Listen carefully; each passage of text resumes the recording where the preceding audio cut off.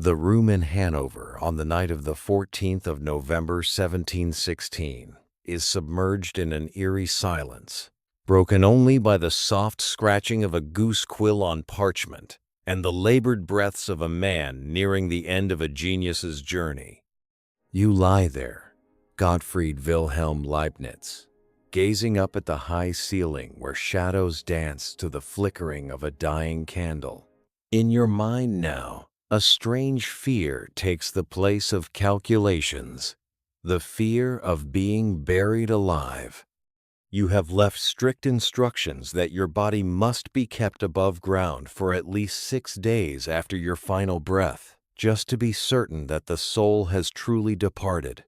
But that paranoia is nothing compared to the bitter reality surrounding you. Your great ideas, your works on calculus and the binary system, are being stolen, distorted, and face the risk of being forgotten forever. As warmth gradually leaves your hands, you find yourself unusually alone. No official is in attendance. No colleague from the prestigious academies has come to see you off. The only person to witness the moment your intellectual light fades is your loyal secretary, Eckhart.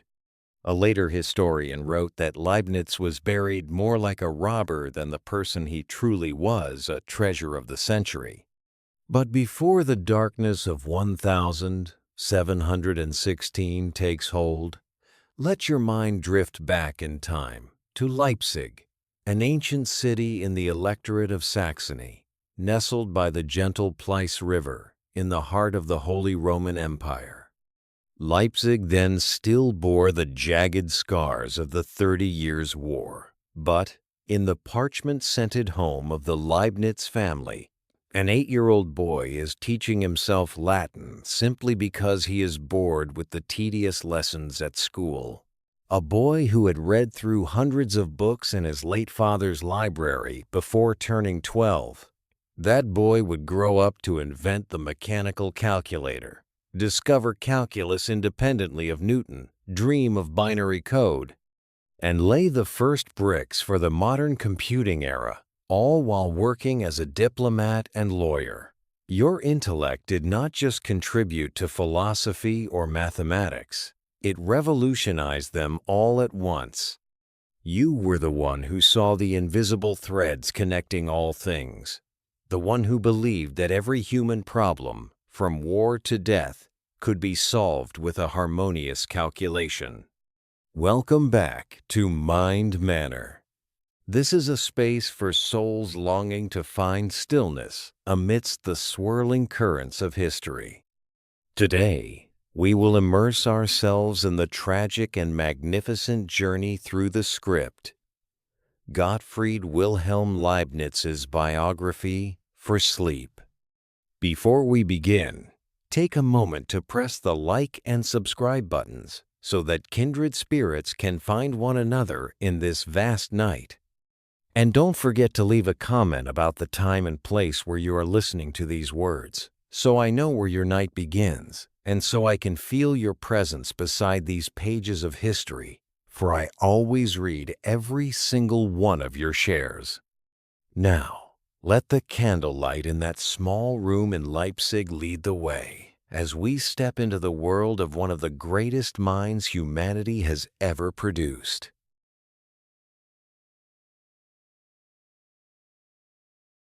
Part 1. Childhood in Leipzig and Self-Taught Philosophy, 1646-1660. You find yourself as a small child, standing amidst the ruins of Leipzig in the summer of 1646. Germany at this time was not a mighty power, but an exhausted land, a ghost of itself after nearly 3 decades of being trampled by the 30 Years' War. The distant roar of cannons echoes like the heartbeat of a bleeding continent. You smell the scent of burning wood, the smell of charred book pages, and the scent of despair lingering on the scarred city walls. Your city of Leipzig, belonging to the electorate of Saxony, appears with narrow streets where mercenary armies have just withdrawn, leaving behind desolation and disease. You were born on July 1st, just as the final peace treaties were being discussed, but the dark shadow of religious division between Catholics and Protestants still remained etched in every gaze of the people here.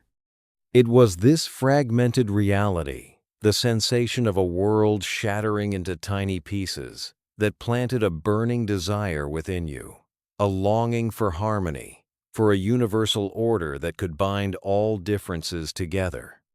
You walk through your home, where the warmth of academia radiates from high bookshelves.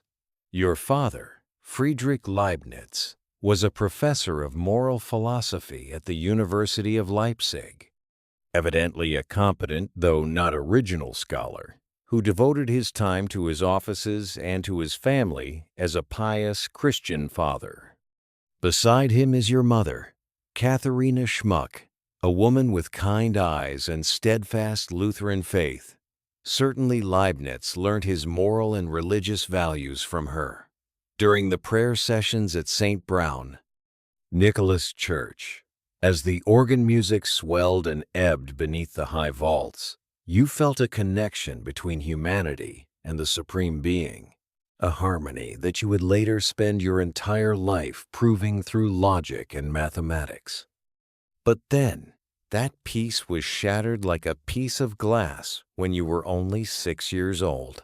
Your father passed away suddenly, leaving an unfilled void in the house and in the heart of little Gottfried. You stand before his library door, the heavy oak door that was locked tight after the funeral. Adults said the books inside were too complex, containing ideas that could disturb a child's mind. They wanted you to study the tedious elementary curriculum at the Nikolai School, where grammar rules were repeated mechanically, but the curiosity within you was like an unquenchable fire. You stand on your tiptoes, trying to peer through the keyhole, smelling the old leather and the scent of India ink blending in the silent space. You convinced your mother with the persistence of a young genius until she handed you that precious key. When the door opened, a new world appeared before your eyes, enabling you to study a wide variety of advanced philosophical and theological works. You sit on the cold stone floor, surrounded by stacks of books taller than your head, a boy of only 7, teaching himself Latin by comparing the illustrations in books with the strange letters. You did not wait for anyone to teach you. You discovered the rules of language the way an explorer finds a path in a dense jungle, taught himself far more advanced Latin and some Greek by the age of 12. You were not just reading, you were digesting the entire heritage of antiquity. A 12-year-old boy devouring Plato, Aristotle, and St. Augustine like they were fairy tales. Read Augustine and Aristotle, medieval scholastics and contemporary controversialists. He absorbed Cicero's rhetoric and Livy's histories. The library of your late father became a laboratory of thought, where you began to realize that knowledge is not a collection of separate islands, but a vast ocean where all currents meet. On a summer morning when you were 13, the Nikolai School prepared for a special event. While other students were still struggling with a few clumsy lines of poetry, you sat by the window, your goose quill moving swiftly across the parchment. Composed 300 hexameters of Latin verse in a single morning. That was not just a linguistic feat. It was the first sign of an infinite creative energy waiting to explode. You saw the rhythm in language, a logical structure hidden beneath the verses, and you began to wonder if all of human thought could be encoded into such a harmonious system. But the deeper you went into the formal education system, the more a simmering dissatisfaction grew. The lectures on Aristotelian logic at school began to feel cramped for your thinking, clearly not satisfied with Aristotle's system. You sit in the classroom, listening to the screech of chalk on the board, but your mind has flown far away to a place where every idea can be represented by an absolute mathematical symbol. You began to dream of an alphabet of human thought, a universal language where every philosophical or religious dispute could be settled with a simple calculation. Let us calculate, calculemus, trying to find orderings on logical truths which, although he did not know it at the time, were the ideas behind rigorous mathematical proofs. You stand up from the library, brushing off the dust of time clinging to your long coat. The sunset descends over Leipzig, dyeing the jagged rooftops and church spires red. You feel a powerful urge in your chest. The old books have given you a foundation, but the world outside is demanding new answers. You look down at your hands, the hands of a 14-year-old boy who already carries the weight of centuries of knowledge. Leipzig has now become too small for your grand dreams. The church bells toll solemnly, signaling the end of a day, and also the time for you to gather your first manuscripts. You feel the chill of the evening as you step out of the oak library door, your feet steady as you head towards the gates of the University of Leipzig, where the marble lecture halls wait to challenge a mind that has just awakened.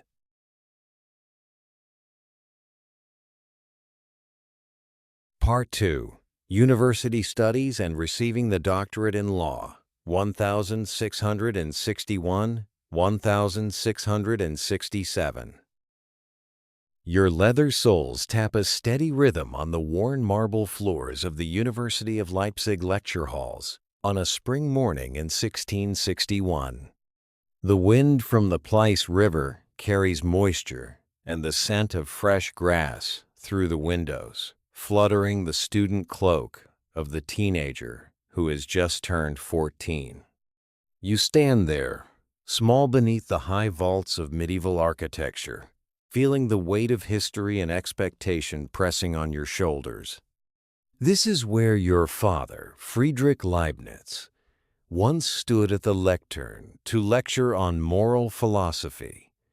And now you return here not to seek his shadow, but to write your own name into the current of human knowledge. The age of 14 might see your peers still absorbed in games on the street. But for you, after years of self-confinement in the family library, the university halls are but an inevitable step for a mind that matured early.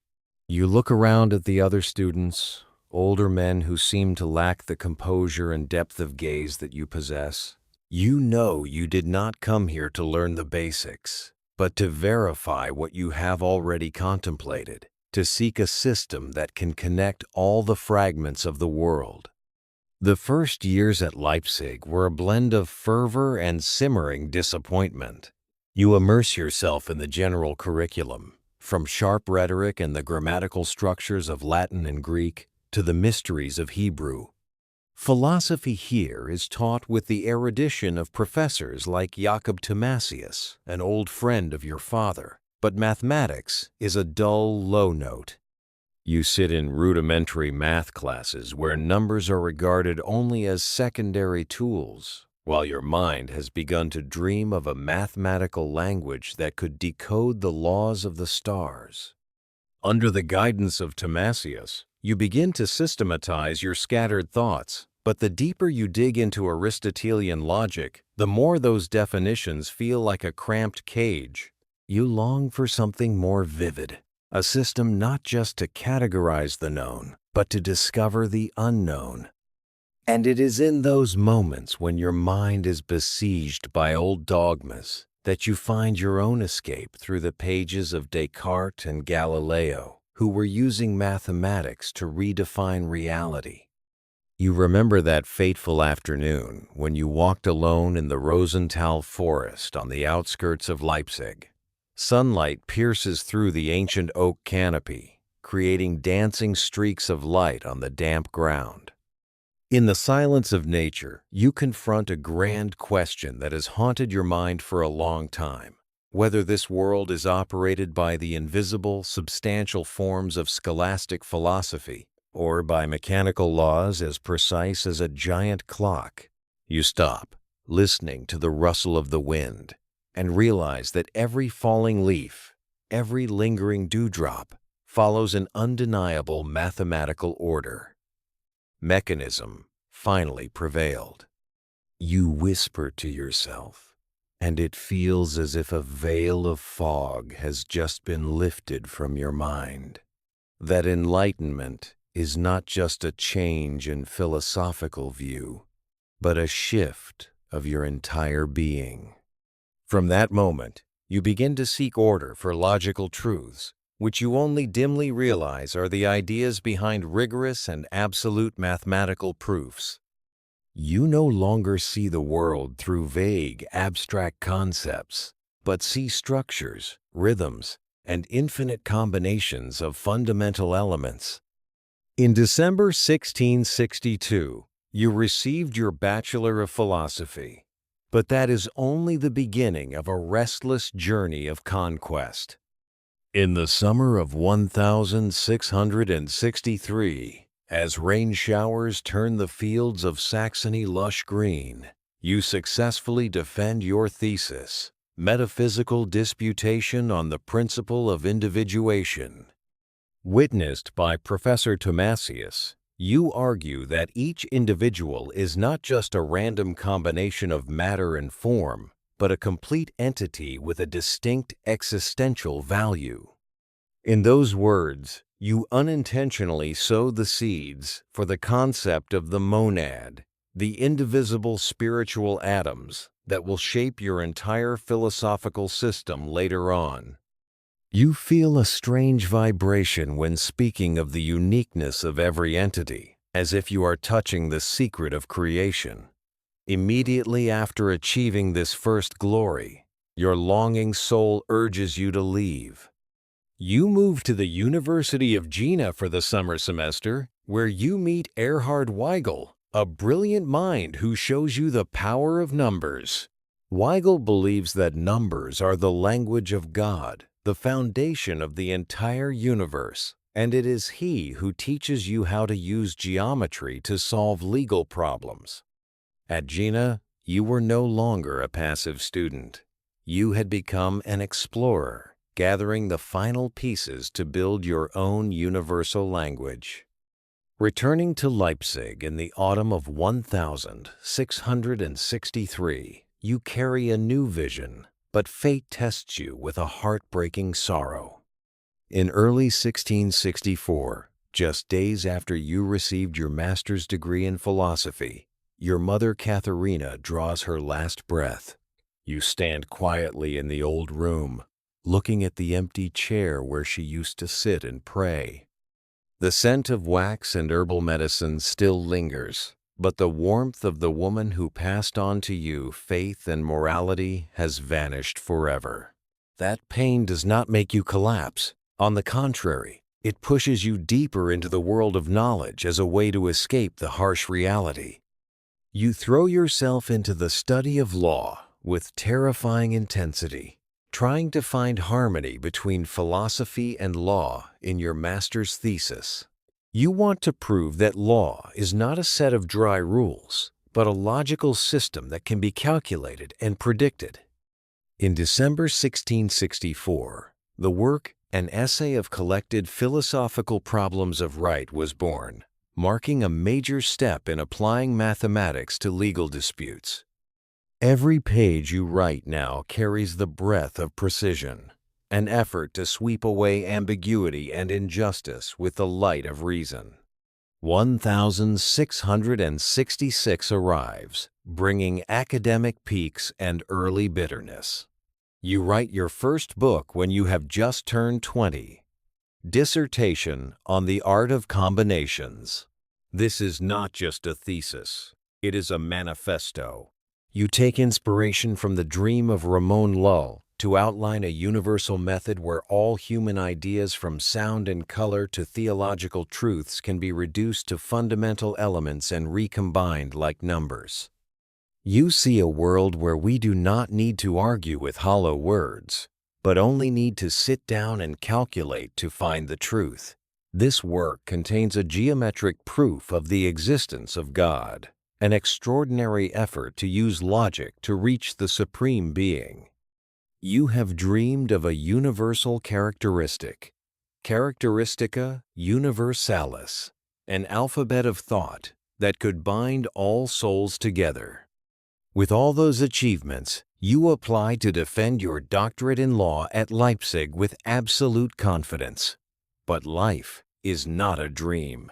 The University of Leipzig, the school that nurtured you, the school where your father once served, flatly rejects you. They give the reason that you are too young, but you know that behind it lie the jealousies, the political maneuverings of aging faculty, and even the petty interference of the dean's wife. The feeling of betrayal sinks into your heart like poison. You stand on the steps of the Leipzig school, looking at the red brick walls you once loved, and realize that this place has become a prison of old thinking. You do not accept this unreasonable delay, because time for you is a treasure that cannot be wasted. You decide to leave Leipzig, leave your homeland, carrying your manuscripts and a simmering resentment. You go to the University of Altdorf near Nuremberg, a more open place where your intellect is welcomed without being judged by age. Here, you present your inaugural dissertation, Inaugural Disputation on Ambiguous Legal Cases, a work you prepared with all your pride and sharp logic. Altdorf is completely conquered. In November 1666, you officially became a doctor of law at the age of 20. The school faculty, so amazed by your talent, immediately invites you to stay as a professor of law. It is a position any scholar would covet, a life of ease and prestige within the university's ivory tower. But you look at the faces of the professors and realize that if you stay here, you will only be an interpreter of old rules. You long to participate in the actual flow of history, to change the world with diplomatic plans and practical inventions. My thoughts were turned in an entirely different direction. You declare decisively to everyone's astonishment. You decline the professorship, giving up security to venture into an uncertain future. You temporarily accept the position of secretary for an alchemical society in Nuremberg, a job that seems lowly compared to a doctoral degree, but it gives you the chance to observe humans and mysterious experiments. Here, you spend time writing the work Nova Methodus Descendi Docendæ Jurisprudentiae. You want to restructure the entire legal system, turning it into a great tree deduced from fundamental principles. This book is the calling card that brings you to Baron Johann Christian von Boinberg, a powerful statesman at the court of Mainz. You meet him in late 1667, as the last rays of winter sun warm his luxurious study. In Boinberg's sharp gaze, you see a door opening to palaces, travels, and meetings with the other great figures of Europe. You know that your student chapter has ended, and a new chapter, where you will become a philosophical spy between dynasties, is beginning. The warmth of the fireplace in Baron Boinberg's study softens the winter chill, and you feel the shift of destiny. You gather your last sheets of parchment, your gaze pausing for a second on the doctorate you just received, then take long strides toward the door, where a carriage waits to take you away from Nuremberg, toward the court of Mainz, full of promises and mysteries of power.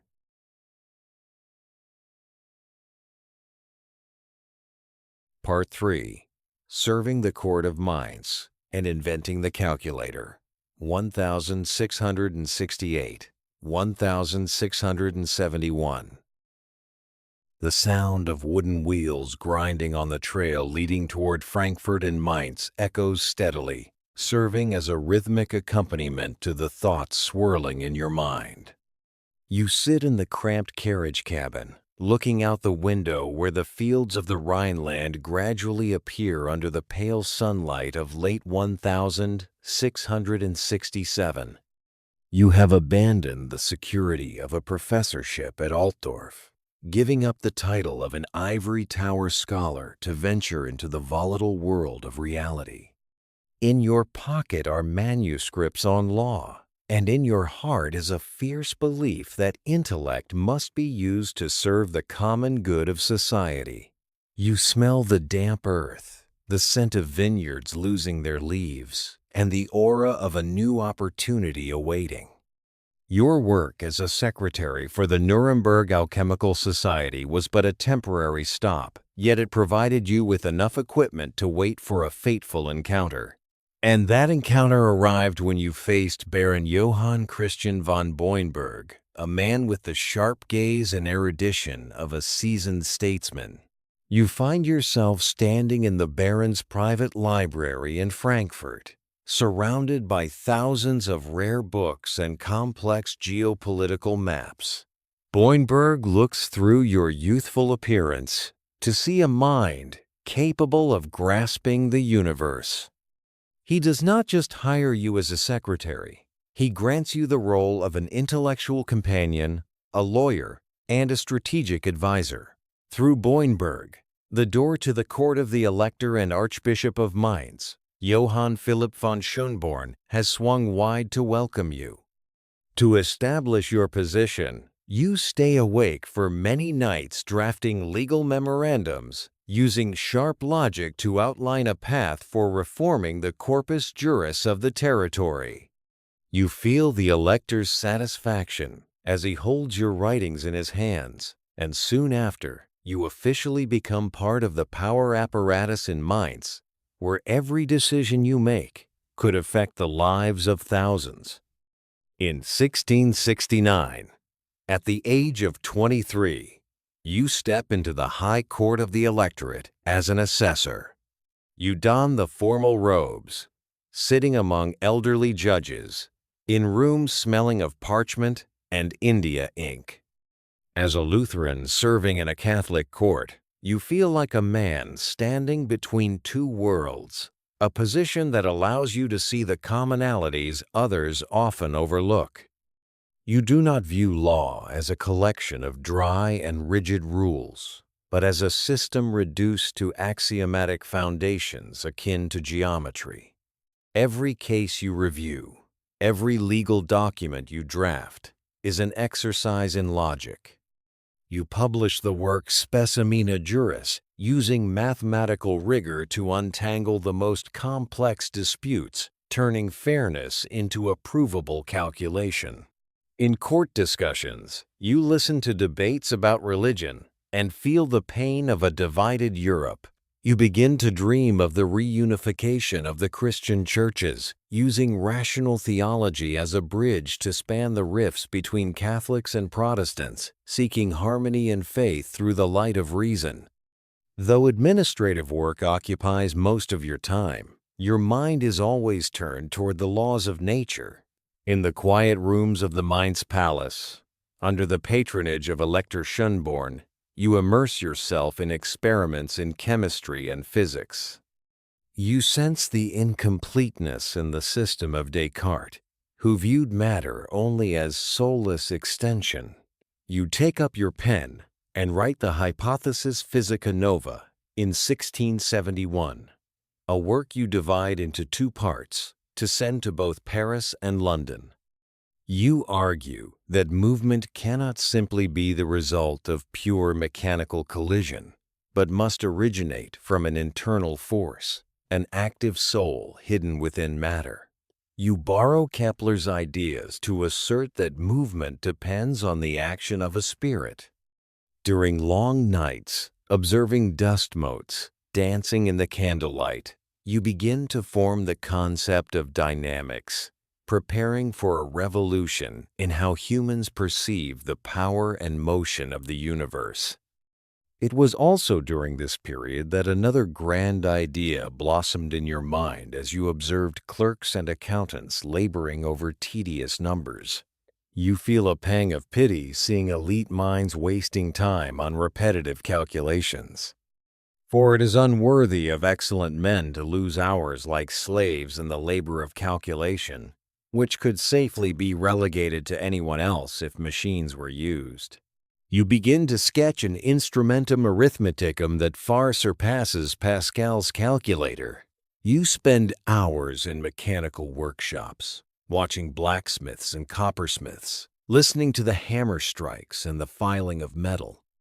You invent the step drum, what the world will later call the Leibniz wheel. With teeth of increasing lengths, your machine can perform multiplication and division directly by automatically repeating addition. You touch the cool brass gears, feeling the rhythm of mechanized calculation, liberating human intellect from the chains of mere numbers. But the real world consists of more than just mathematics and machines. It also holds royal ambitions and the specter of war. King Louis XIV of France is rising like a scorching sun, threatening to burn the fragile peace of the Rhineland. You see the peril of Germany and decide to use your intellect for a bold diplomatic move, the Concilium Aegyptiacum. You draft a massive proposal, attempting to convince Louis XIV that his true glory lies not in attacking his European neighbors, but in conquering Egypt to control trade routes and oppose the Ottoman Empire. You use flowery language to speak of the common good of Christendom, but in truth, you are trying to divert the flames of war away from your homeland. Elector Schönborn agrees with your plan, and in early 1672, you receive orders to depart for Paris as a diplomatic envoy. You pack your bags, carrying the drawings of your calculating machine and hopes for a great alliance. Before leaving Mainz, you stand by the banks of the Rhine, watching the swift waters under the moonlight. You realize that all the work you are doing, from law, physics, and computers to diplomacy, are pieces of a larger dream, the Characteristica Universalis. You dream of a common language for humanity, where ideas are represented by absolute mathematical symbols. You want to render philosophy and science demonstrative, akin to geometry. You envision a day when two people with opposing views meet, and instead of quarreling, they will simply smile and say, "Let us calculate." That dream remains unfinished, but it is the North Star guiding you into the heart of the Enlightenment. The carriage waits by the city gates, the horses neighing in the stillness of the early morning. You step inside, feeling the slight vibration as the carriage begins to roll, leaving behind the spires of Mainz and heading toward the horizon where Paris glows bright. The morning mist brushes against your face, but within you is a burning fire of discovery as you prepare to enter the place where mathematics and philosophy will reach new heights.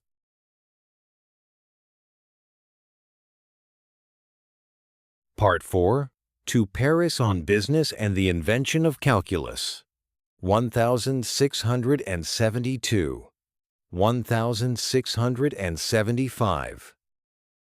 The rhythmic clatter of horse hooves on the cobblestone streets of Paris in early 1672 carries a tempo quite different from the stillness of Mainz. You lean back against the carriage wall, feeling the gentle vibrations as the vehicle passes through bustling neighborhoods where the aroma of freshly baked bread mingles with the damp scent of the Seine and the extravagant perfumes of the nobility. Paris appears before you not just as a capital of power, but as a labyrinth of brilliant ambitions and intellects. You arrive here as a diplomat, clutching the bold dossier of the Concilium Aegyptiacum. You hope that by persuading King Louis XIV to turn his military sights toward the distant east to conquer Egypt, You can protect the borderlands along the Rhine of your homeland from the flames of war. You have spent hours refining every argument, speaking of the common good of Christendom, to appeal to the pride of the Sun King. You meet with Antoine Colbert, director of the Royal Library, and seek every way to reach the Minister of Foreign Affairs, Jean-Baptiste Colbert. However, in the magnificent corridors of Versailles, your proposals seem like lonely whispers. In April 1672, when Louis XIV decides to invade the Netherlands instead of launching an expedition to Egypt, you realize your diplomatic mission has completely collapsed. But strangely, that disappointment does not break you. Instead, it opens a door you never dared to dream of. The failure on the political chessboard unintentionally keeps you in the heart of the European Enlightenment. Paris at this time is a gathering place for the most brilliant minds, and you find yourself like a pilgrim who has just found the Holy Land. You begin to frequent academic salons, meeting philosophers like Antoine Arnauld and Nicolas Malebranche, where debates on the nature of the soul and matter last late into the night. You touch the unpublished manuscripts of Descartes and Pascal, feeling the warmth of deceased geniuses through every ink stroke on parchment. And then, in the autumn of that year, you meet Christian Huygens. The great Dutch physicist looks at you, a confident young doctor of law, and smiles at your lack of fundamental mathematical knowledge. Huygens does not criticize. He hands you a list of classics by Pascal, Descartes, and Saint Vincent, like handing a warrior a sharper sword. You realize that although you may be fluent in logic and philosophy, in the world of numbers, you are still a child taking first steps. With Huygens as his mentor, he began a program of self-study. You confine yourself to a small room, under the flickering candlelight, reading and rereading theorems on number series, feeling the sweat soak your forehead as you try to grasp the infinity hidden within finite numbers. In January 1673, the biting cold of the Parisian winter follows you onto a ship for England in one final diplomatic effort. London greets you with thick fog and the heavy scent of coal. Here, you bring your calculating machine, the stepped reckoner, to demonstrate before the Royal Society of London. You stand before the leading minds of England, such as Robert Hooke and Robert Boyle, your hands trembling slightly as you adjust the polished brass step drum. You want to prove that a machine can perform all four arithmetic operations, far surpassing what Pascal ever achieved. However, glory comes with a splash of cold water. When you present your discoveries on number series to the mathematician John Pell, he bluntly states that those results had long been published by Gabriel Mouton. You feel a hot current run down your spine, the shame of a genius caught lacking information. The very next day, you rush to the library to check and realize Pell was right. Instead of taking offense, you choose the path of a great man. You redoubled his efforts on the subject. Despite Hooke's sarcasm regarding the mechanical mechanism of the machine, the Royal Society recognizes your extraordinary potential and elects you a fellow in April 1673. You hold the certificate in your hand, but your mind has begun to turn towards something greater than brass machines. Destiny shifts once more when grim news arrives from home. Baron Boinberg and the Elector of Mainz both pass away in succession. You abruptly lose your patrons, your financial sources, and your official reason to remain in Paris. You stand at the crossroads of your life. Return to Germany for a tedious administrative position or stay in Paris with an uncertain future. You choose uncertainty.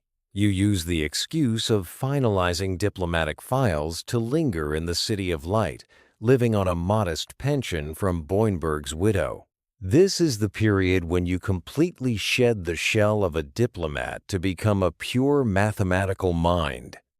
You befriend Ehrenfried Walther von Tschirnhaus, a kindred spirit, and together you begin to explore uncharted lands of geometry. You no longer see curves as static drawings. You begin to see them as flows of infinitesimals. You struggle with the relationship between area and slope, between the whole and instantaneous change.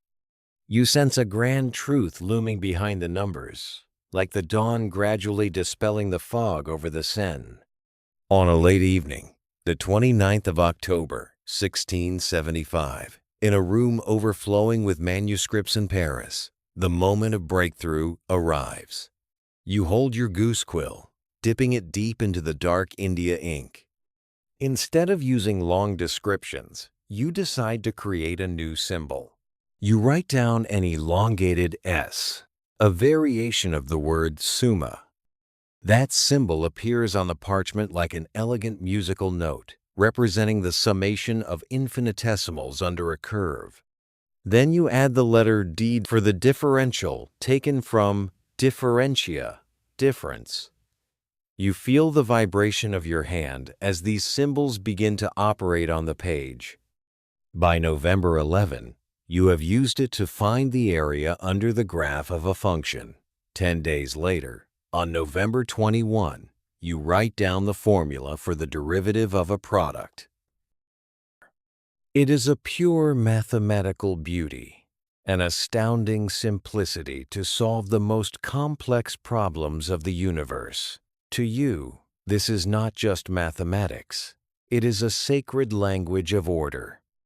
Leibniz's approach emphasized abstract symbolic processes.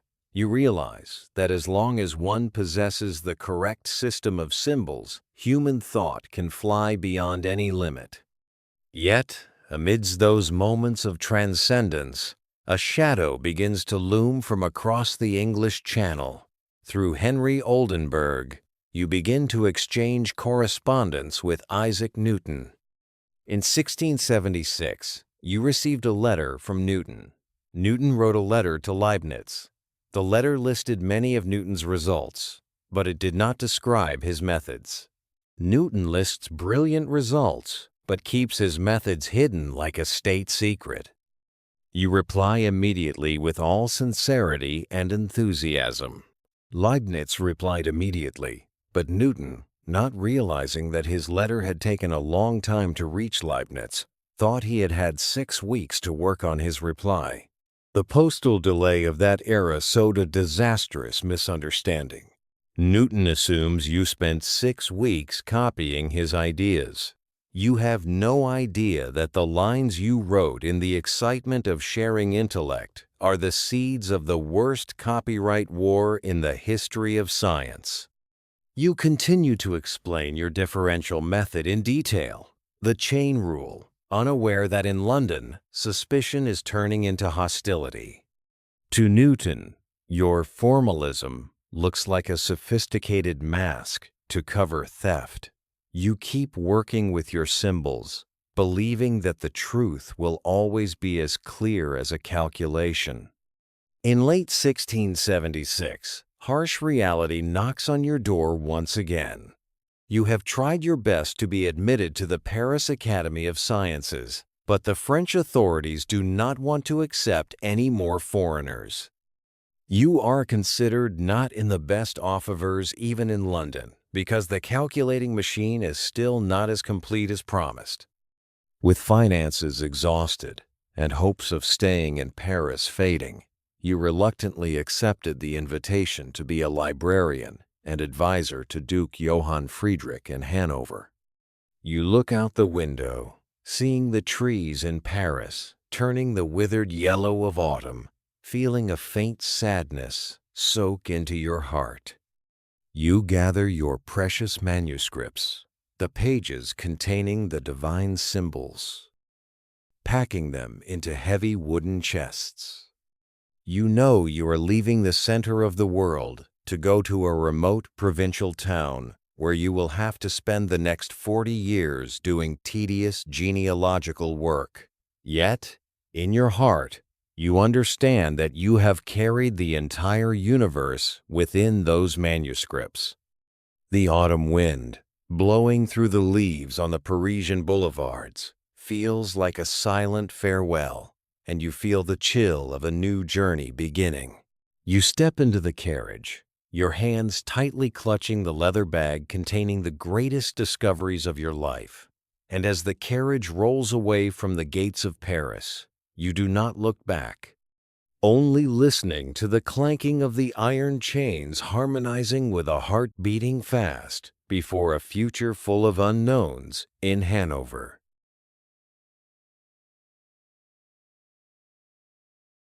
Part 5. Moving to Hanover as the Duke's librarian, 1676, 1683.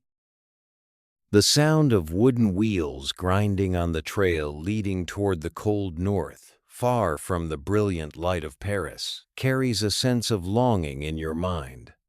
You sit in the carriage cabin, watching the rows of trees turn to the dull gray of the winter of 1676, feeling the chill seep through the misted glass. Paris, where you touched the secrets of calculus, where you explored mathematical horizons with Huygens, is now just a memory receding toward the horizon. You tried your best to stay, applying to the French Academy of Sciences with all the pride of a genius, but that door slammed shut in your face simply because you were a foreigner. That rejection was not just a heartache, but a harsh reality that pushed you into a corner. With no funding left from your late patrons in Mainz, you were forced to accept the invitation of Duke Johann Friedrich to come to Hanover, a place that you knew in your heart would lack the vibrancy and the brilliant minds of the City of Light. But you did not go straight to Hanover. You chose a winding route, as if to prolong those final moments of freedom, passing through London to look again at the scientific instruments of Hooke and Newton, then stopping at The Hague, Netherlands. Here, you stepped into the small house of Antony van Leeuwenhoek, the discoverer of microorganisms. You looked through the lenses and marveled at the microscopic life dancing in a drop of water, realizing that this universe contains countless layers of life invisible to the naked eye. And then, in November 1676, a historic meeting took place in a simple room in The Hague.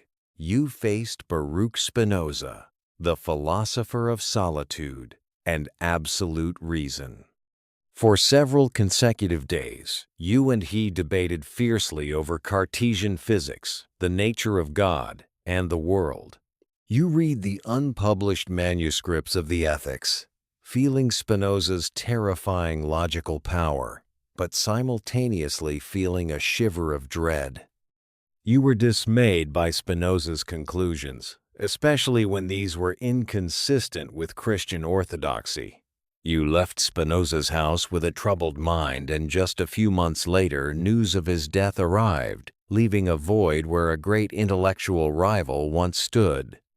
In December 1676, you officially set foot in Hanover. This small town appeared before you with narrow streets, simple red brick houses, and an atmosphere so quiet it was suffocating. With a population of only 10,000, Hanover was the complete opposite of the luxury of Paris or the bustle of London. You accepted the position of court counselor and librarian for Duke Johann Friedrich with a salary of 400 thalers a year, a figure sufficient to guarantee a living but seemingly too modest for your ambitions. You walked into the Duke's library, smelling the heavy scent of dust and old paper. Your predecessor had left a mess of misclassified manuscripts and books. You set to work on general administration, purchase of new books and second-hand libraries, and conventional cataloging. To you, a library was not just a place to store books. It was to be regarded on the same level as schools and churches, the intellectual treasury of a nation. In the cold rooms of the Hanover Library, you spent hours reordering human knowledge, while your mind never stopped dreaming of distant lands. To save yourself from intellectual isolation, you built a massive correspondence network, a republic of letters across borders. You wrote thousands of letters sent throughout Europe to over 1,100 scientists, philosophers, and statesmen. Each letter was a thread connecting you to the outside world, where you discussed the latest discoveries, calculus, and the hope of reconciling religious sects. In the stillness of Hanover, your pen never rested, turning your small study into the center of a global knowledge network. You felt the pulse of Europe through every wax-sealed envelope, and those very words helped you maintain the fire of creativity during your years of seclusion. Yet, you were not just a scholar sitting among stacks of books. You were also an engineer with a desire to apply science to reality. From 1678, you were drawn into a massive project in the Harz Mountains. The silver mines here, the lifeblood of the territory, were being submerged by groundwater, preventing miners from digging deeper than 100 meters. You proposed a bold plan. Use wind energy to operate the water pumps. You designed giant windmills, systems of transmission gears, and automatic water pumps. You dreamed of an early conceptualization of closed-loop hydraulic systems that anticipated modern pump storage principles. You made over 30 trips to the Harz Mountains over several years, spending months living among damp mine shafts, listening to the wind howling on the peaks and the rushing water underground. You directly supervised the installation, facing mud, dirt, and exhaustion. But reality tested you once again. The pump project at Harz ultimately failed miserably. You watched the windmills destroyed by snowstorms, the gears worn down, and the pumping systems frequently breaking.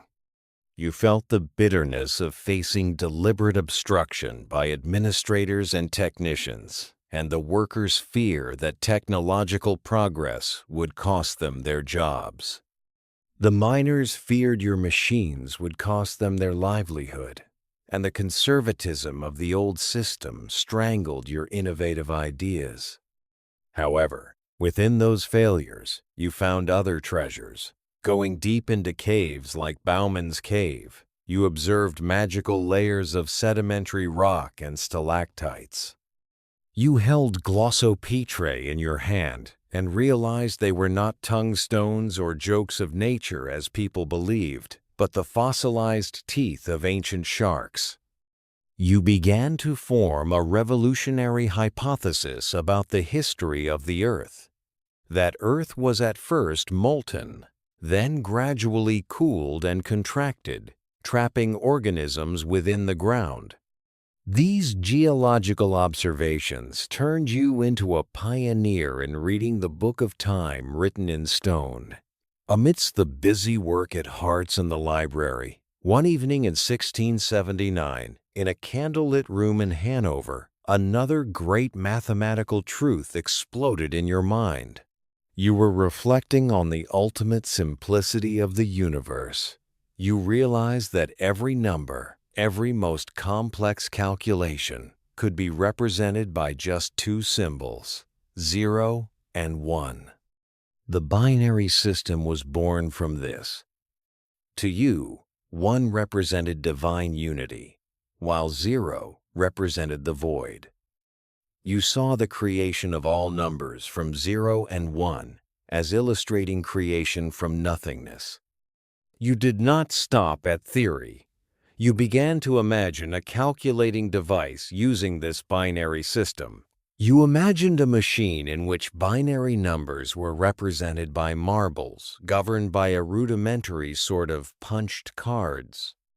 In that moment, you had no idea you were laying the foundation for the entire digital era hundreds of years later. You were the first computer scientist and information theorist, the one who saw the soul of information in the simplest pulses. 1,679 closed, with a major change in your destiny. Your patron, Duke Johann Friedrich, passed away suddenly. His successor was Ernst August, a pragmatic ruler who valued political power over philosophical reflections. Ernst August saw in you not a mathematician or a geologist, but a tool to enhance the prestige of the House of Brunswick, Guelph. He ordered an end to the costly mining projects at Harz and assigned you a task you considered mundane but could not refuse: compiling the genealogical history of the Brunswick family. The Duke wanted you to prove that his family originated from ancient Italian nobility, tracing back to the time of Charlemagne. You accepted this task with deep reluctance, but with the nature of a true scholar, you vowed you would not write a cheap propaganda history. You insisted on having access to original archives across Europe to perform a truly scientific historical work. The first years of stability in Hanover were drawing to a close, giving way to a new, arduous journey. You gathered your manuscripts on the binary system, the fossil samples from the Harz Mountains, and unsent letters, feeling a restlessness in your chest. You knew you would have to leave the familiar library room to travel across Bavaria, Austria, and Italy, venturing into the dusty archives of palaces to seek historical truth. The sunset descended over the rooftops of Hanover, and you felt the chill of the late afternoon as you stepped out of the palace gates. Your footsteps echoed on the deserted streets, harmonizing with the winter wind blowing in from the Harz, and you silently promised yourself that no matter how tedious the genealogical task, you would still find within it the harmonious laws of the universe you always pursued. Your hands tightened around your cloak as you stepped into the falling night, preparing for long journeys on the unfamiliar roads of Europe.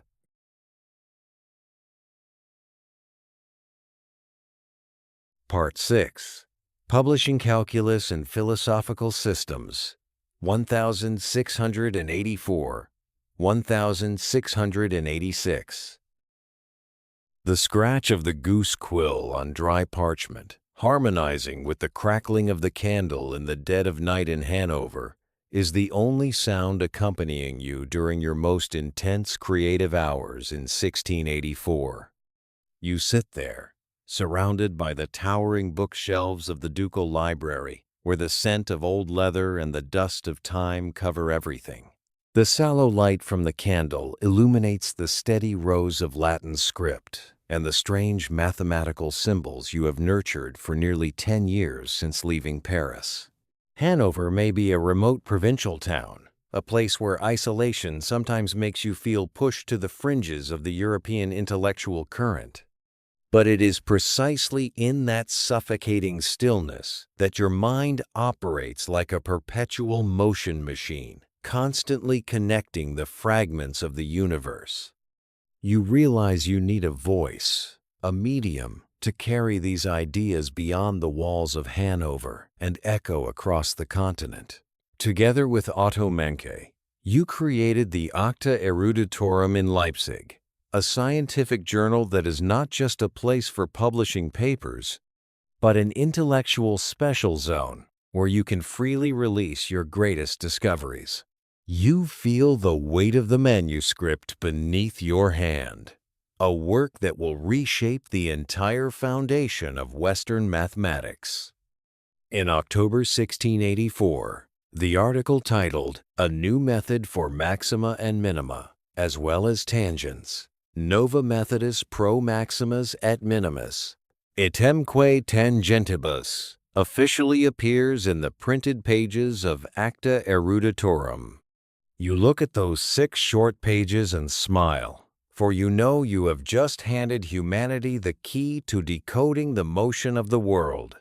The symbol $D representing the infinitely small difference, the differentials you meticulously constructed appear solemnly. $dx and $dy are not just letters. They are the language of instantaneous change, the way for you to grasp the infinitesimal within a vast whole. You present the rules for calculating derivatives for powers, products, and quotients with elegance, outlining the chain rule that millions of students will later have to memorize. You sense the amazement and even the confusion of contemporary mathematicians like Jacob Bernoulli as they struggle to read this novel language. To them, it is an enigma rather than an explanation. But you do not falter, for you know that very conciseness and complexity are the beauty of absolute truth. You have turned problems of tangents and extrema, once vague, into precise and logical algebraic calculations through the ratio dy, dx. But the picture of calculus remains incomplete without its opposing piece.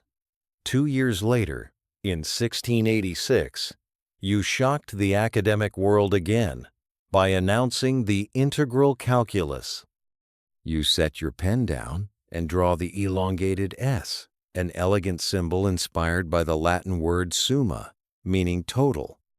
You define the integral not merely as a tool for calculating area, but as the synthesis of infinite strips of area with an infinitely small width dx. The moment you establish that integration is the inverse operation of differentiation, you have completed the fundamental theorem of calculus, a magnificent bridge linking change and accumulation.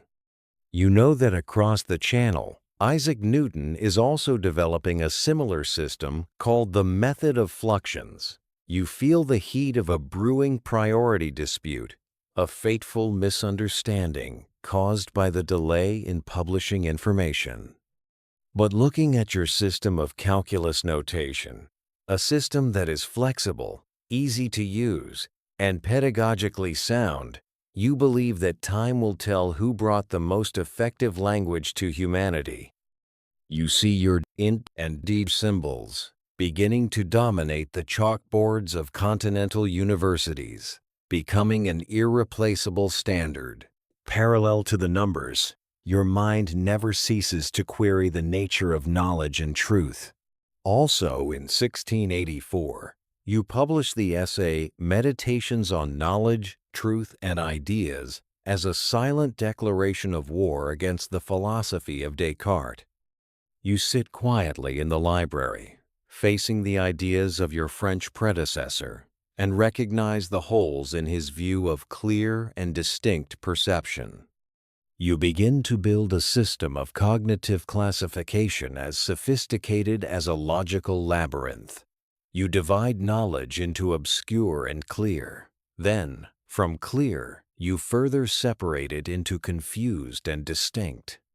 The peak of that tower of knowledge is intuitive and symbolic knowledge. You argue that an idea cannot be considered true just because we feel it is clear. It must be possible and contain no internal contradiction. You use mathematical thinking to dissect philosophical concepts, demanding an exhaustive analysis of primitive components. To you, truth is not a subjective emotion, but a solid, unshakable logical structure. The brilliant year of 1686 continues to mark the birth of a metaphysical manifesto that will later change human thought, the Discourse on Metaphysics.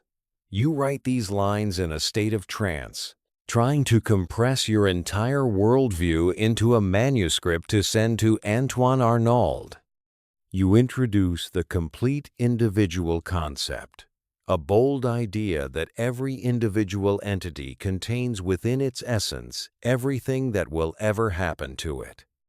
You take the example of Alexander the Great, asserting that even from his cradle, the soul of this king already contained the fact that he would become a student of Aristotle or the conqueror of King Darius. When we consider the connection of things carefully, We can say that from all time in Alexander's soul, there are vestiges of everything that has happened to him, and marks of everything that will happen to him, and even traces of everything that happens in the universe, even though God alone could recognize them all.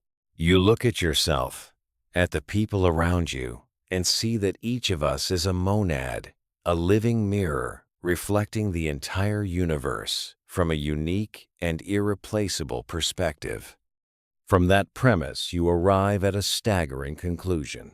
There is no direct physical causal interaction between entities. Every soul, every spiritual atom, operates according to a program preset by the Creator. You call this pre-established harmony. Imagine countless clocks manufactured so perfectly that they always show the same hour without any connecting wires. That is how your universe operates. And in that perfection, you boldly declare that this is the best of all possible worlds. You know this point will be controversial, but you argue that God, with infinite wisdom, surveyed all options and chose the one, which is at the same time the simplest in hypotheses and the richest in phenomena. You feel the optimism spreading through every line, a rock-solid faith in the order and goodness of the universe, despite the apparent suffering before your eyes. But your intellect does not stop at the soul. It also seeks to redefine the force of matter. Also in 1686, you publicly criticized Cartesian physics through the essay Brevis Demonstratio Erroris Memorabilis Cartesii, a brief demonstration of a memorable error of Descartes. You stand before physical diagrams, pointing out that the conserved quantity in the universe is not the quantity of motion, $mv$, as Descartes firmly believed. You perform thought experiments on free-falling bodies, feeling the weight of a 4-pound object falling from a height of 1 meter and comparing it to a 1-pound object falling from 4 meters. You realize that what is truly conserved is living force, vis viva, a quantity proportional to mass multiplied by the square of velocity, $mv, $2. You are touching the precursor of the concept of kinetic energy, laying the foundation for a revolution in modern physics. You see Descartes' laws collapse before the precision of mathematics, and you feel a silent pride in being the first to point out that great error. The church bells in Hanover toll, signaling the arrival of a new day, as a pale dawn begins to pierce through the fog enveloping the library. You gather your writings, feeling an exhaustion that is full of contentment. The period of 1684 to 1686 has closed with achievements enough to overshadow all contemporary scholars. But you know your journey is not over. The genealogical pages of the House of Brunswick await you, and cross-border research trips are beckoning. You stand up, stretching to shake off the morning chill, your thin hands collecting the precious manuscripts into the wooden chest. You look out the window, seeing the carriages begin to roll on the road leading out of the city, and you feel a new urge in your heart. You are preparing to step out of the isolation of Hanover, carrying your great discoveries to embark on an arduous genealogical research journey across Europe, where the dusty archives of Bavaria, Austria, and Italy await the footsteps of a giant.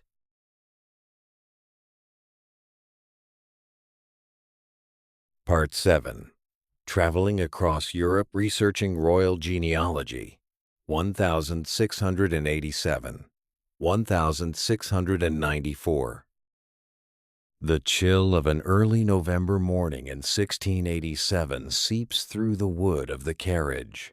You pull your heavy wool cloak tight, feeling the steady jolting of the wheels as they grind against the frozen trail leading out of Hanover. In your palm is a copy of the order from Duke Ernst August, lines filled with royal ambition and the weight of a dynasty desperate to assert its status. Ernst August does not just want you to write history, he wants a passport into the ranks of the electorate of the Holy Roman Empire, a legitimate recognition of a noble lineage that can rival the most ancient dynasties. Prove that the House of Brunswick is descended from Italian nobility. Show that we've been a major power for centuries.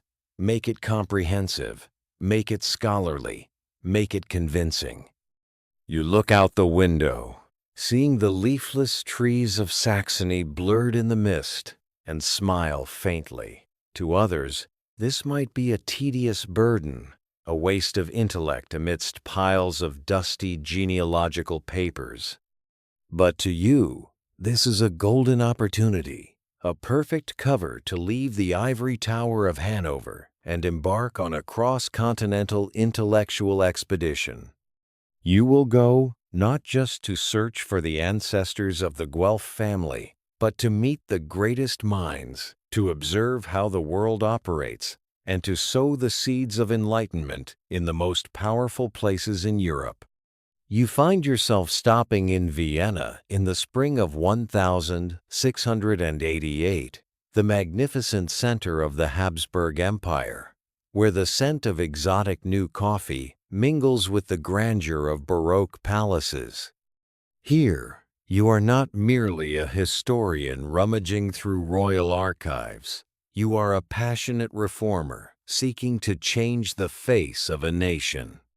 In audiences with the Austrian emperor, while other courtiers are preoccupied with military expeditions, you present proposals for lighting streets with rapeseed oil lamps, establishing a public insurance fund, and reforming the currency system to stabilize the Central European economy. You spend long nights in Viennese libraries, your hands gliding over medieval manuscripts, smelling of damp mold, but your mind is building a global network of knowledge. You feel the vibration of power and intellect intersecting, realizing that the historical truth you seek for the House of Brunswick is but a small piece of the grand tapestry of human harmony you have always pursued. Vienna welcomes you as a wise guest, and you utilize every moment to expand your Republic of Letters, connecting Austrian scholars with the currents of thought from Paris and London. Your journey continues southward, crossing the majestic Alps to enter Italy, a land of sun, wind, and brilliant cultural heritage. When you set foot in Florence, you feel the breath of the Renaissance still lingering in every corner. Here, you have an emotional encounter with Vincenzo Viviani, the last pupil of Galileo Galilei. You stand beside the elderly Viviani, looking at geometric drawings and feeling the invisible thread connecting the past and the future. You and Viviani discourse on the laws of motion, on the elegance of mathematics in describing the universe. It is a miraculous intersection of thought, where you receive Galileo's legacy through the trembling hands of his former student, and from there, you continue to build your own system of calculus. Italy gives you not only evidence of the Este family to link the genealogy of the House of Brunswick, but also a new creative energy, a conviction that mathematics and nature are a never-ending symphony. In 1689, Rome opens before you with the solemnity of the Vatican. You spend months immersed in the secret archives of the Vatican, where sunlight pierces through stained glass windows to illuminate stacks of parchment that have existed for centuries. The smell of old ink, the scent of dust, and the absolute silence of marble corridors create a sacred space for your research. You are elected to the prestigious Academy of Rome, and here, you engage in profound theological debates with Jesuit scholars. You attempt to use your metaphysical system to convince them of the harmony between faith and reason, And you even courageously write works aimed at exonerating Copernicus's heliocentric system. You want the Vatican to remove barriers to science, for you believe that understanding the laws of the celestial bodies is also a way to honor the greatness of God. In the darkness of those archives, you do not feel lonely. You feel you are conversing with the souls of the giants who came before, weaving the carpet of human knowledge alongside them. It is also in Rome, late at night, by the flickering light of an oil lamp, that you hold Isaac Newton's Principia Mathematica in your hands. You turn each page, feeling the weight of the laws of universal gravitation and the geometrically heavy fluxion calculations of your rival across the channel. An intense intellectual stimulation explodes within you. You realize that although Newton achieved extraordinary things, his mechanical system still lacks a concept of internal force. You set to work finalizing your Dynamica. You write about the difference between abstract and concrete dynamics, and once again, you assert that the truly conserved quantity in the universe must be living force, vis viva. You argue that $mv, $2 mass, multiplied by the square of velocity, is what never disappears, the true energy maintaining the world's motion, rather than just $mv, as Descartes or Newton thought. You find yourself at the peak of a physics revolution, trying to build a system so comprehensive that it sometimes becomes too difficult for contemporaries to accept. Although Leibniz was ahead of his time in aiming at a genuine dynamics, it was this very ambition that prevented him from matching the achievement of his rival Newton. But you do not care for temporary recognition. You care for the absolute precision of natural law. In June 1690, you returned to Hanover after nearly 3 years of expedition, carrying crates of manuscripts, copies of precious documents, and an intellect forged through high-level encounters. Duke Ernst August welcomes you with impatience, but you are immediately drawn into a new task, director of the Herzog August Library in Wolfenbüttel. Here, you transform one of the largest libraries in Europe into a laboratory of knowledge management. You do not accept the old-fashioned arrangement of books by chronology or vague themes. You introduce the world's first alphabetical catalog system. You want anyone entering the library to find what they need as quickly as possible. For you, time is a person's most precious asset. You purchase thousands more books, exchange documents far and wide, turning Wolfenbüttel into a lighthouse of enlightenment amidst a still conservative German land. You work tirelessly, your hands calloused from flipping pages, your eyes weary under candlelight, but your soul is radiant, seeing knowledge harmoniously systematized. However, the conflict between a genius and political reality begins to show. Years pass, and although you have published 9 massive volumes of archival documents on the history of the Guelph family, the narrative history book the Duke long awaited is nowhere to be seen. Ernst August and his successor begin to show irritation at your delay. Decades went by, but no history appeared. The next elector became quite annoyed at Leibniz's apparent dilatoriness. They do not understand that for you, history is not a cheap propaganda tool to be finished in 3 years. You need to verify every text, critique every source to ensure absolute authenticity. You cannot write a lie just to please monarchs. That rift in trust begins to create a tense atmosphere at court, where you are gradually viewed as a procrastinator, an overly dreamy scholar. You still send progress reports, still make promises, but simultaneously you silently pursue your own philosophical and mathematical projects, using the court's salary to nurture dreams far greater than simply finding the origins of a lineage. You sit back at your desk in the familiar room in Hanover, moonlight shining on the stacks of still unfinished genealogical documents. You look at a water droplet clinging to a leaf outside the window, seeing within it the image of an entire miniature world in motion. The journeys across Europe, the meetings with Viviani, the nights in the Vatican archives, all are crystallizing in your mind into a new idea, a system of simple entities constituting the universe. The wind whistling through the window slats makes the candle flicker, and you feel the shift in thought as the words of genealogy begin to fade, giving way to the first sketches of a world built from indivisible monads. You set your pen down, leaning back slightly in your chair, listening to your heartbeat harmonize with the quiet pulse of the night, ready for a new journey into the depths of the nature of existence.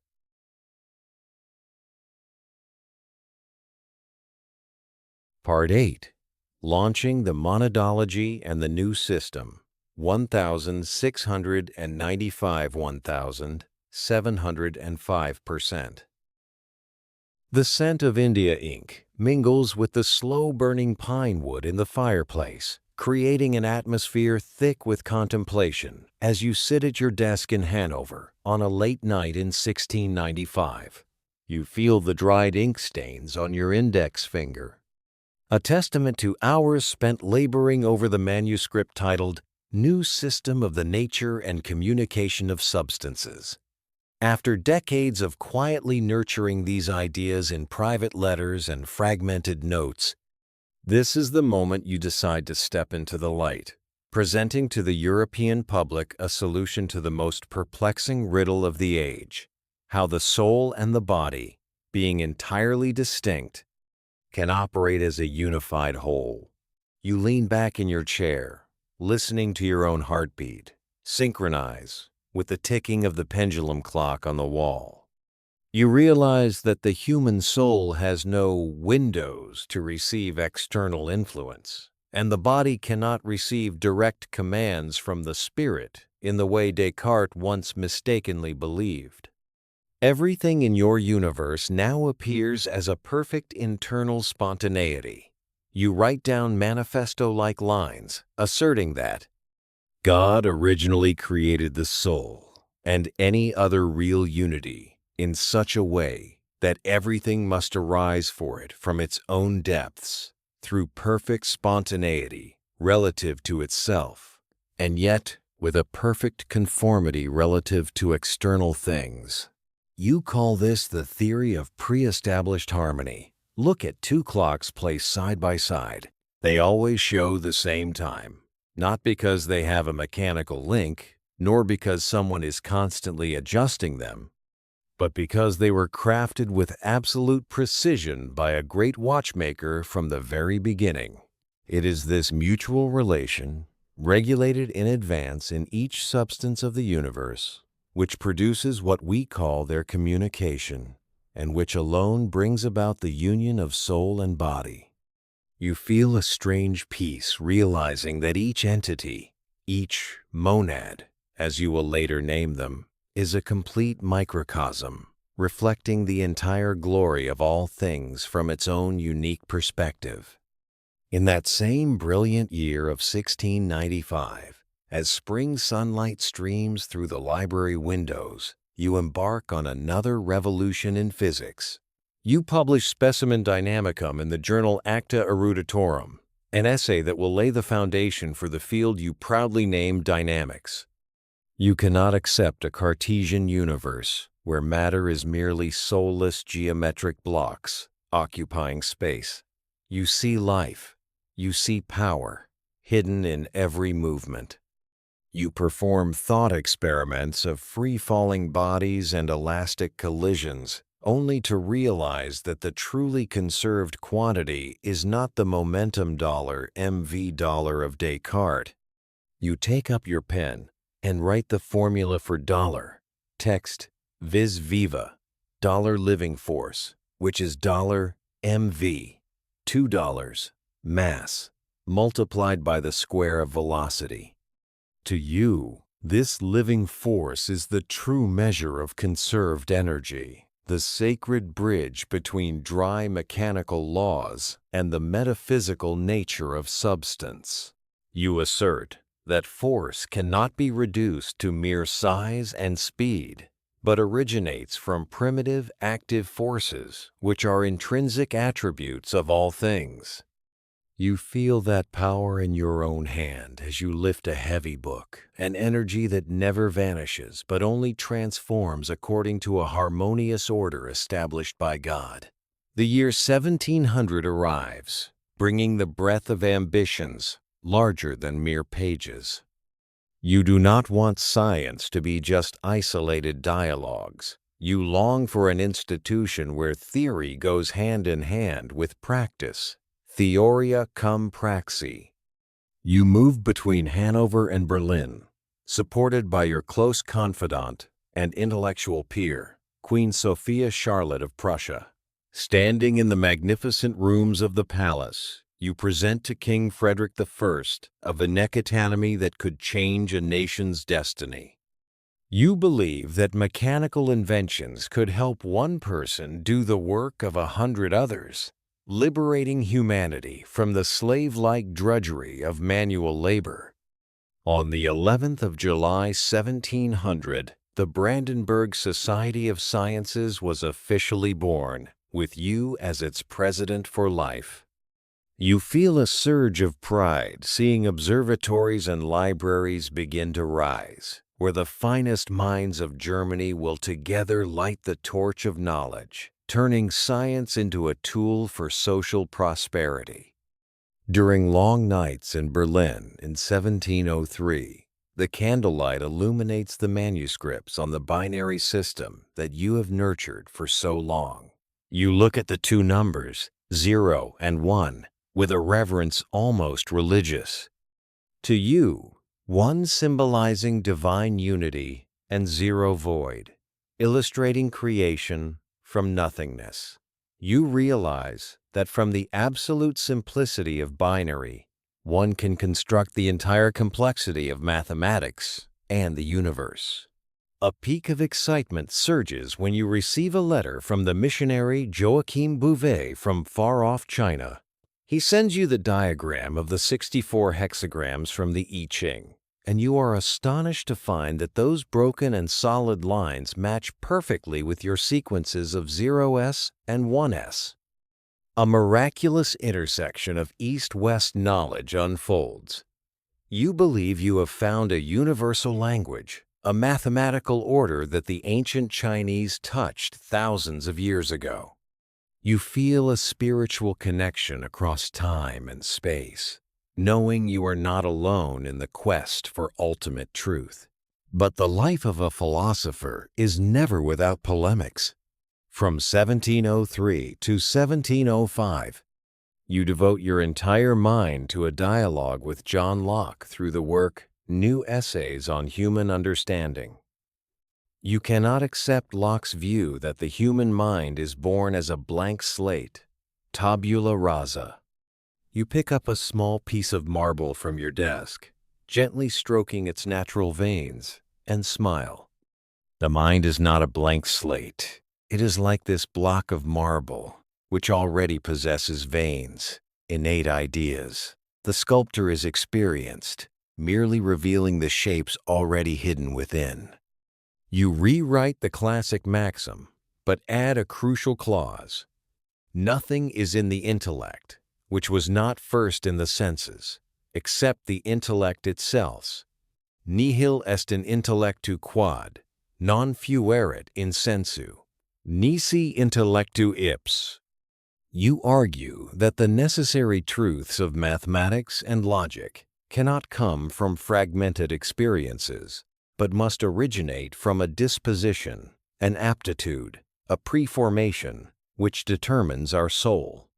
In your deepest reflections, you listen to the murmur of the ocean in your mind to explain Petit's perceptions, small perceptions.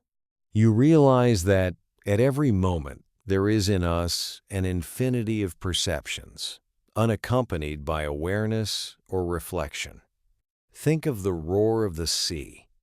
To hear this noise as we do, we must hear the parts which make up this whole, that is, the noise of each wave. Although each of these little noises makes itself known only when combined confusedly with all the others, and would not be noticed if the wave which made it were by itself. You sense the presence of a vast, unconscious world within every human being, where millions of tiny perceptions are silently weaving the tapestry of the soul before we even become aware of them. This is the pinnacle of understanding human nature that you have long sought.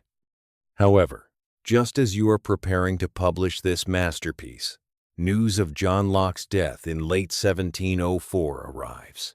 You pause your pen, feeling a faint sadness. Respect for a great intellectual rival makes you unwilling to publish a rebuttal when he can no longer answer. You slowly gather the thick manuscripts of the new essays, placing them in your desk drawer with a quiet reverence. You look out the window, seeing the first snowflakes of 1705 begin to fall on the Hanover Palace courtyard, feeling the coldness of time slipping away. Your 10 most brilliant years have passed, bringing you fame and insight, but the dark clouds of the worst intellectual property dispute in history are beginning to gather on the London horizon. You stand up from the table, your legs slightly stiff from sitting so long. You walk to the fireplace, warming your hands before the last red embers, listening to the winter wind whistling through the cracks in the door like the roar of the ocean you just contemplated.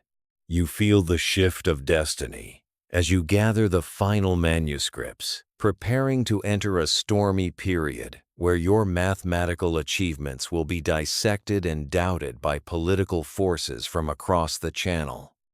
The clanking chains of the mail carriage echo from the city gates, and you know that a new battle, a battle for your honor and your own legacy, is about to begin.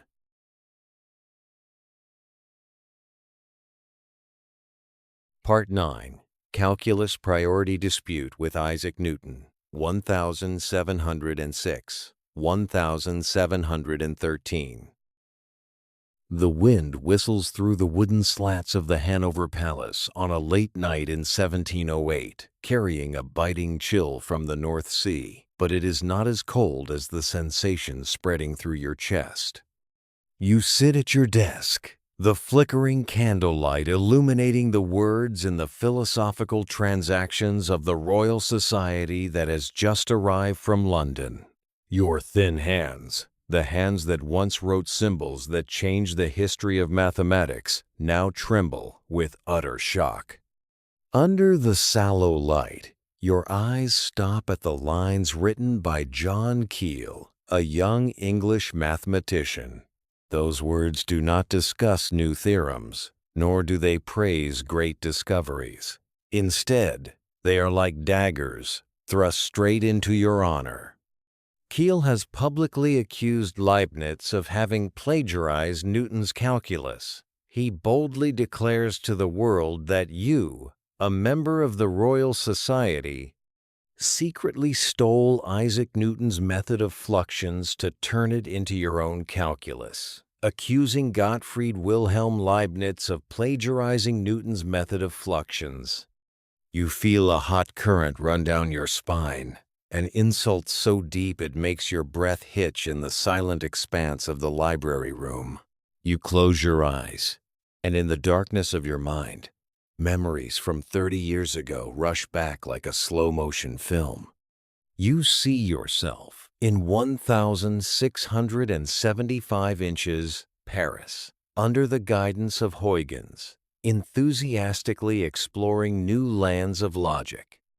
To you, calculus was never just a physical tool to calculate the movement of celestial bodies as Newton approached it. You pursued it out of a longing to build a universal symbolic language, characteristica universalis, an alphabet of thought where every idea could be calculated absolutely. You remember the moment your pen drew the symbol $dx for the differential and the elongated $int for the integral on the old parchment. You found them independently, nurtured them, and were the first to bravely publish them to the world in Acta Eruditorium in 1684 and 1686. You know that across the Channel, Newton had ideas about the method of fluxions from the miraculous years of 1665, 1666, but he chose silence, hiding them in dusty personal manuscripts. This time delay in the publication of Newton's work resulted in a dispute with Leibniz. You acted with the transparency of a scholar, but history is being distorted by those who want to use science as a tool for extreme nationalism. The accusations from John Keel were not just a personal attack, but a systematic campaign. You look back at the letters from 1676, the exchanges with Henry Oldenburg and John Collins, trying to find what you could have stolen. Those letters contained brilliant results, but absolutely no core method. Yet Keel and Newton's supporters in London insisted that you saw their secrets during your short visit to London that year. They alleged that 2 letters from Newton sent through Oldenburg provided instructions clear enough for an intellect like yours to copy. You feel a bitter irony. Your very sincerity and faith in the Republic of Letters have now become evidence against you. The prestige of the Hanover Court, where you have dedicated nearly half your life, is being threatened by ghosts from London. You cannot remain silent before this humiliation. You tell yourself that the truth must be brought to light, and you place your trust in the institution you have always respected, the Royal Society of London. In November 1710, you wrote a proud letter to the Royal Society. You demand that they form an impartial committee to review the evidence, forcing John Keel to retract his accusation and publicly apologize to you. You believe in the fairness of science, believing that great minds will not be stained by petty jealousy. But that was the greatest tactical mistake of your life. You did not realize that since 1703, the president's chair of the Royal Society had belonged to Isaac Newton, a man with a genius intellect, but also an uncompromising heart of vengeance. Newton was not just a scientist. He had become an academic tyrant, ready to manipulate every process to destroy anyone who threatened his unique position. In response to your request, a committee was formed in 1711, but it was not an investigative committee. It was a puppet court. The members, from Edmund Halley to other scholars, were all Newton's closest confidants. It was totally biased, not asking Leibniz to give his version of the events. You were marginalized from your own case, not allowed to defend yourself or cross-examine, while the judges were the very people seeking to convict you. The darkness of injustice reached its peak in late 1712 with the appearance of the Commercium Epistolicum report. You receive news of this book through loyal friends, and every detail makes you recoil at the sophistication of the plot. The book is a collection of letters and manuscripts intentionally edited and selected to create a narrative that Newton was the sole inventor and you were merely a clever borrower. But the truth behind it was even more ruthless. The report of the committee, finding in favor of Newton, was written by Newton himself and published as Commercium Epistolicum near the beginning of 1713. Newton personally penned your conviction under the mask of an objective committee. He distorted the contents of the 1,670 letters and suppressed evidence favorable to you to protect his mathematical crown. You stand in the Hanover Library, holding the summary of the book, feeling as if the entire intellectual world you believed in is collapsing beneath your feet. But within you, The fire of a philosophical warrior has not died. Through the support of the outstanding mathematician Johann Bernoulli, you begin your counter-campaign.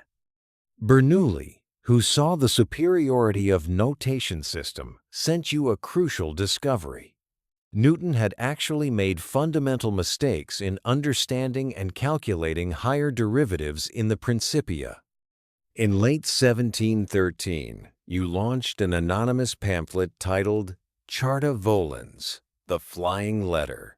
This was not just a defensive document, but a heavy blow to your opponent's mathematical competence. Leibniz published an anonymous pamphlet, Charta Volans, setting out his SI, in which a mistake by Newton in his understanding of second and higher derivatives, spotted by Johann Bernoulli, is used as evidence of Leibniz's case. You argue sharply that if Newton were truly the sole creator and he held perfect understanding of calculus, why did he stumble on such advanced concepts? You also drafted Charta Chronologica to prove your independent timeline from before 1676, but the Royal Society flatly refused to print it. The dispute has now gone far beyond mathematics. It has become a continent-wide academic war, where you and your European allies face off against the British elite. You refuse to dialogue with John Keel, calling him a fool, and declare you will only answer if Newton himself writes to you. The consequences of this war were catastrophic, not only for you personally, but for the flow of human knowledge. Thus began the calculus priority dispute, which darkened the remainder of Leibniz's life. In 1714, when Elector Georg Ludwig of Hanover ascended the throne as King George I of England, you hoped to accompany the court to London to face the charges and find justice. But the king coldly ordered you to remain in Hanover to complete the still unfinished history of the Brunswick family. In reality, he did not want to bring a man hated by the British scientific community, not wanting to offend the powerful Newton. You were left behind in total isolation, your strength drained in an unequal battle. Even more painfully, national pride led British mathematicians to resolutely reject your elegant dollar, int dollar and $dx dollar notation to cling to Newton's cumbersome dot system dollar, y dollar. The favoring of Newton's calculus significantly held back mathematics in Britain. While Europe surged ahead with your language, Britain lagged behind for over a century due to the stubbornness of hatred. You sit back at your desk, looking out the window where night has completely enveloped Hanover. The manuscripts on calculus lie there, silent witnesses to a life of dedication but betrayal. You know that in the eyes of your contemporaries in England, you are a fraud, but in your heart, you believe in the judgment of time. You feel the chill of solitude seeping into your marrow as you realize that the people you once served are now turning their backs on you. Historians of mathematics writing since 1900 or so have tended to acquit Leibniz, pointing to important differences between Leibniz's and Newton's versions of calculus. Though Newton may have priority in the time of the idea, it was your formal language and logic that built the foundation of modern analysis for humanity. But tonight, in 1713, that vindication remains in a distant future you cannot touch. The palace clock tolls 12 times, signaling the start of a new day in a terrifying silence. You gather the scientific journals, the bitter letters of debate, and feel a staggering exhaustion invading your mind. You stand up, walking slowly toward the window, watching the last oil lamps in the town flicker out. You feel the final warmth of the dying candle as you blow it out, and in the encroaching darkness, you quietly prepare for the final years of your life. Years of solitude and being forgotten in Hanover. where you will face the end of a grand intellectual symphony, yet one filled with the somber notes of injustice.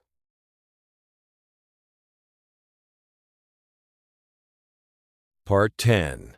Abandoned by Royalty and Dying in Isolation, 1714–1716.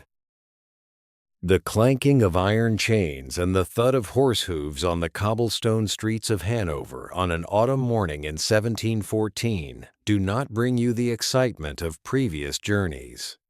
You stand by the palace window, your thin hands gripping the wooden sill, watching the magnificent procession of Elector Georg Ludwig preparing to depart for London. Queen Anne I of England has passed away, and according to the Act of Settlement which you spent so much diplomatic effort promoting, your master has now become King George I of Great Britain.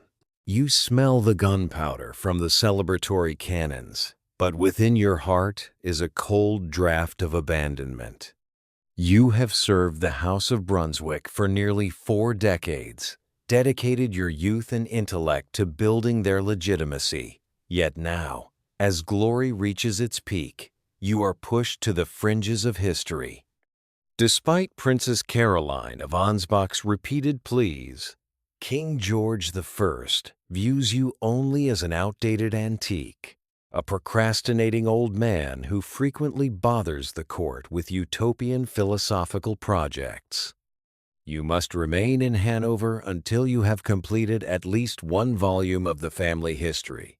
The king's order comes, cold and final like a house arrest sentence. You stand there, watching the silhouette of the carriage disappear behind the city gates, feeling the road dust sting your eyes, realizing that the world's new center of power no longer has a place for you. This abandonment carries the bitter taste of a political conspiracy orchestrated from across the Channel. You know well that the giant shadow of Isaac Newton looms over London, where he reigns upon the president's chair of the Royal Society with absolute power. Newton has turned the calculus priority dispute into a war of national pride, and your presence in London would be a thorn in the side of the British elite. King George I, with the pragmatism of a statesman, chose to sacrifice his aging librarian in exchange for stability in his new kingdom. That pain becomes even more piercing when your final protector, Dowager Electress Sophia, also passes away suddenly earlier that year. You walk through the deserted corridors of the Hanover Palace, hearing your own footsteps echo dryly on the stone floor, feeling solitude seep into your every fiber. The town of Hanover now feels like a deserted island where you are besieged by piles of dusty genealogical files and the indifference of local officials who regard you as a salaried parasite. But in that utter isolation, your intellectual fire burns brighter than ever, like a star shining most intensely before vanishing into the void. In 1714, you take up your pen to write the first lines of the Monadology, a masterpiece of 90 concise sections containing the entire structure of the universe. You sit at your desk, the flickering candlelight illuminating sketches of monads, spiritual entities without parts, indivisible, the most fundamental bricks constituting reality. You feel the pre-established harmony operating in every atom, and despite your tragic circumstances, you remain steadfast in your optimism. You write that this world, with all its suffering and injustice, is for the best, in this best of all possible worlds. You know that the philosopher Voltaire will later ridicule this view in Candide, but at this moment, it is the only faith that keeps you standing before the abyss of oblivion. You look at the lines you just wrote, seeing them shimmer like mirror fragments reflecting the glory of God, and feel a strange comfort amidst the silent room. Your intellectual storm does not stop at metaphysics. It leads you into a historic clash with Samuel Clarke, the spokesperson for Isaac Newton. From 1715, through letters mediated by Princess Caroline, you and Clark plunge into a heated debate over the nature of space and time. You sit there, your legs aching from gout, but your pen remains as sharp as a sword as you reject Newton's view that space is an absolute entity, a container of all things. You argue that space is only an order of coexistences, and time is only an order of successions. You mockingly remark that Newton's God is like a clumsy watchmaker who occasionally must rewind the spring to keep the universe moving. Sir Isaac Newton and his followers also have a very odd opinion concerning the work of God. According to their doctrine, God Almighty wants to wind up his watch from time to time, otherwise it would cease to move. Each letter you send is an effort to protect the light of reason against views you consider academic superstition, an unequal battle between a solitary individual and an entire power system in London. Amidst the agonizing pain and the court's coldness, you still seek a new harbor for your vision of a global knowledge network. In 1716, you make a final trip to Bad Pyrmont to meet Tsar Peter the Great of Russia. You find yourself sitting opposite the emperor of giant stature, who longs to transform Russia into a civilized power. You enthusiastically present models for institutional reform and the establishment of an Academy of Sciences in St. Petersburg. You feel the respect in the Tsar's eyes, a warmth you have long missed in Hanover. Though you receive only a modest pension, this meeting gives you the strength to believe that the seeds you sowed would sprout in even more distant lands. You return to Hanover in the biting cold of autumn, feeling a bone-deep exhaustion, but with a soul still burning with unfinished projects. Your health begins to collapse like a sandcastle before the violent waves of illness. Chronic gout, podagra, tortures you, leaving your joints swollen and in excruciating pain with every movement. You look at your hands, now gnarled by uric acid crystals, realizing that your mobility is being stripped away. Doctors of that era only knew rudimentary methods like bloodletting or bitter herbal remedies, which only further drained your body. By the summer of 1716, you are officially confined to your bed in a study overflowing with manuscripts. Intense pain prevents you from sleeping. You lie there listening to the rain on the roof, feeling your breath grow increasingly short and heavy. Physical isolation becomes even more terrifying as the local clergy begins to shun you. They suspect your philosophy of being heresy, a betrayal of Orthodox Lutheran doctrine. When you feel death approaching and request a priest for final sacraments, they coldly refuse, leaving you to face the void with your own solitary spiritual strength. On the night of the 14th of November, 1716, darkness envelops your study in Hanover. The scent of old ink, the smell of stacks of parchment, and the aroma of dying candles create a strangely quiet space. You lie there, surrounded by tens of thousands of unpublished manuscript pages, notebooks containing the binary system and the divine symbols of calculus. No family, no wife or children, no close friends stand by your side. Only your personal secretary, Johann Georg von Eckhart, quietly keeps watch by the bed, witnessing the final moments of one of Europe's greatest minds. Around 10 o'clock in the evening, your final breath gently escapes, dissolving into the knowledge-filled space you meticulously built throughout your life. You depart in the absolute silence of a world that chose to forget you, leaving behind a massive legacy lying still in the shadows. Your funeral takes place a month later in a heartbreaking coldness. The Hanover sky is gray with drizzle. the air thick with the scent of damp earth and indifference. King George I is nearby but does not appear, nor is there any representative from the Royal Society of London or the Berlin Academy to see off their founder. The simple wooden coffin is lowered into the grave at the Newtown Church, without a formal eulogy, without any worthy tribute. The only mourner following you to the cemetery is the secretary Eckhart, his silhouette small and lonely among the gray graves.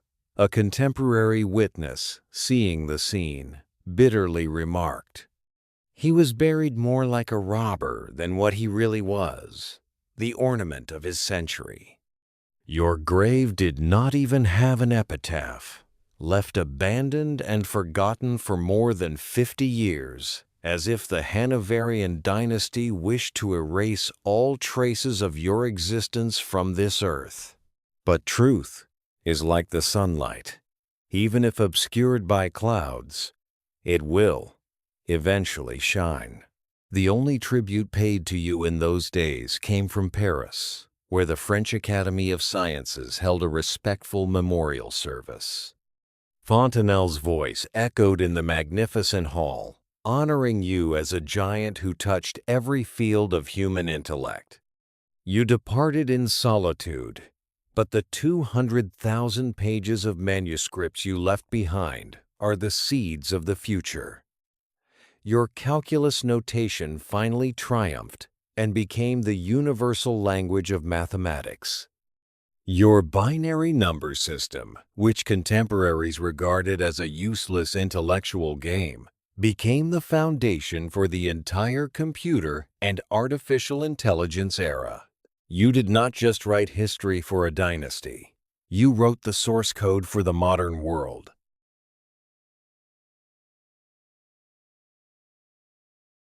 The bells of the Neustädter Church in Hanover toll in slow rhythms, dissolving into the thick mist of a December morning in 1716 as your simple coffin is lowered into an unmarked grave.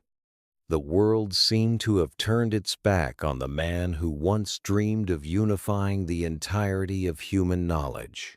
But as your body dissolves into the cold earth, the seeds of intellect you sowed begin to quietly sprout in the darkness of document chests. Hundreds of thousands of manuscript pages, letters sent across Europe, and elegant mathematical symbols have transcended the envy of contemporaries to become an immortal legacy.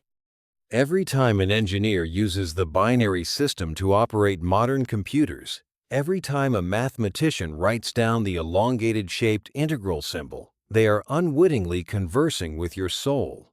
History may have once abandoned you in a moment of ingratitude, but time has restored you to the status of a great architect who designed the language of the future. Now, the bitter copyright disputes with Newton have receded into the past, giving way to the absolute stillness of an intellect that has reached pre-established harmony. You no longer have to worry about royal genealogies or broken silver mine pumps in the Harz Mountains. The universe of Leibniz is now a wordless symphony, where every monad reflects the glory of the Creator from a unique and peaceful perspective. The small perceptions, like the murmuring ocean waves you once contemplated, are gently lulling your mind into a deep sleep. There is no longer the fear of being buried alive, for your ideas have become the breath of an entire era, weaving into every electronic pulse and every line of source code in the modern world. You gently close your eyes, feeling the final warmth of the winter sun shining through the library window, and all numbers, all theorems, dissolve into nothingness. There remains only the tranquility of one who has fulfilled his mission in this best of all possible worlds. Sleep well, giant of harmony. May Leibniz, in your dreams, see a world where reason and love always walk hand in hand, where every soul finds its own perfect order. Night has fallen, and our journey pauses here. I wish you a very deep sleep and dreams filled with light.